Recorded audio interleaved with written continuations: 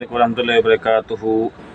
अज है तरीक तकरीबन 5-6 तरीक है तो गल इस मौजू से करन लगे हैं कि पतंगबाजी जी हो रही है ना, इस शहर में बहुत ज़्यादा पतंगबाजी हो रही है। हालांकि शहर में जगह भी पतंगबाजी नहीं होंगी, छत्ता दे खलो के डोर जी कटिंदी है, लोगों को नुकसान भी पहुँचता है, कुछ लोगों को गले भी कटीजे गए क्योंकि लाहौर जो डॉक्टर हैं वो अपने तलक वाले तो उन्होंने दसिया भी इस तरह ना गले बंदे कटीजे ने एमरजेंसी नाफज हुई हुई है।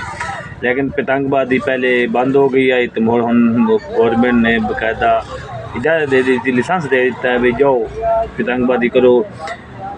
पतंगबाजी जी होनी चाहिए ना मखसूस एक जगह होनी चाहिए, पिंडा थावां ते ना जगह खुली होंगी, उत्थे पतंग डोर नहीं चली भी जाए ना नुकसान नहीं देंदी, रोड़ा के जो बंदे बदे होंगे ना नुकसान नहीं देंदी।